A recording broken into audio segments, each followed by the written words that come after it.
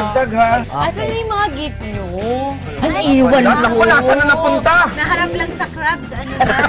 Dali, bago tayo kumain at mag-reflect sa nangyari today. Sana magustuhan mo Ano talaga. to? Ano nga to? From the bottom of my heart, my soul. May Wala kang letter message, ba? wala kang May message. message. Miss Marian, amazing birthday to you. Siyempre, kailangan may amazing birthday to you. God bless you more, Betong. Okay. Eto naman. Ay! Ay, ang taray. Ano siya? Gachi! Gachi! Wow, Wala gusto ko ba yan. naman? Ito pa. Ay! Si Beto. Ay, maganda naman siya. Belchon, Miss Marian. Tamang-tama, magbe-beach ako eh. O, BFF Oh, ka. eto naman. Ako sana magustuhan mo. Ako na. My loves, happy birthday. Thank you for being a true friend and making me realize that life is indeed beautiful. Love you. Ang galing naman. Wait lang. Nakalagay. Norman. Kilala mo yun. Hindi, sino ba yun? Kulong ngayon. Ay, ano to?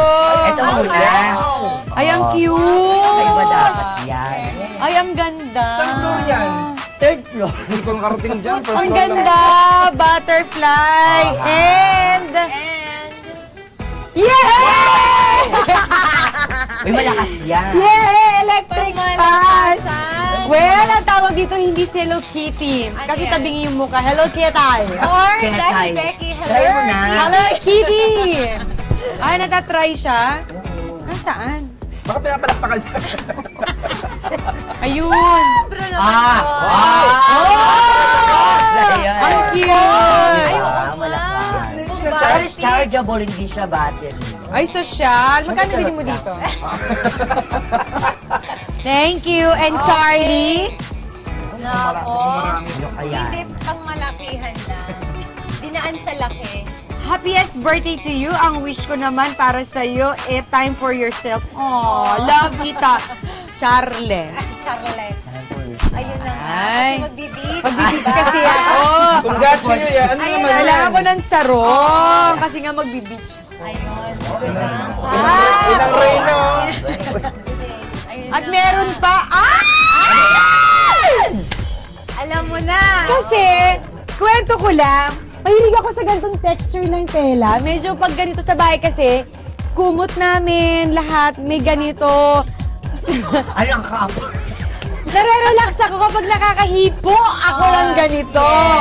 Eh, pag nagtitaping kami before, laging magkatabi yung mga pakama ni Mayor. So, ayan. Ako si Disney, siya naman si Hello Kitty, si Anna naman si Barbie. Ayun, ganun. Relax. Wow, thank you sa gift ninyo. Yes. Oh, bago tayo kumain, Okay. ano yung nag-reflect sa inyo? Parang kailangan ba sa isang relationship magsikap ka, ipagdasal mo, o hintayin mo talaga yung kapalaran mo, o hanapin mo ang kapalaran mo, lalo na sa pag-ibig? Ikaw, Beto? Sa akin, sa tingin ko, dapat balanse lahat. Kumbaga, hindi man pwedeng palagi kang magpipray lang. Kailangan gagawa ka rin ng way para mangyari yung pinagpipray mo. Charlie? Letter F. All of the above. Hindi, feeling ko talaga kailangan nung lahat-lahat. Kasi dati, medyo tamad ako eh. Gusto ko pray lang, tapos antayin ko na darating ang love or whatever. Pero, you need to really work at it. At saka, kailangan mo rin ipagdasal, kailangan mo rin kausapin yung nanay mo na ipagdasal din. Parang humingi ka rin sa kanila. Kasi, minsan yung mga nanay at lola natin, sobra yung dalangin nila. Minsan, mas bongga pa sa dalangin natin. And at the same time, yung positive outlook. I think, sa relationship, minsan gumigising ka and you're in a bad mood, kailangan i-change mo agad yun. Kasi minsan nadadama yung mga tao na mahal mo sa buhay. Kailangan talaga you change your mindset and always think positive, even in your words and actions. Optimistic ka I'm Sherry. Ikaw? Yun, ako din, importante na pinagdadasal mo yan, lalo pag may problema kayo, ganyan. Kasi bago pa dumating yung taong mahal mo, di ba, pinagdasal mo din siya na dumating sa buhay mo. So, kahit masaya kayo o kaya may dumarating na mga suliranin, eh, kailangan mong i-ano. Huwag hayaang lumubog ang araw na hindi kayo nagkakabati. Ako 2 weeks na. Kaya pala Kaya pala naluluha ka, Mars. Kaya ginawa, aray ko. Ikaw! Well, alam nyo, hindi biro ang magkaroon ng isang pamilya, lalo na kung may anak kayo.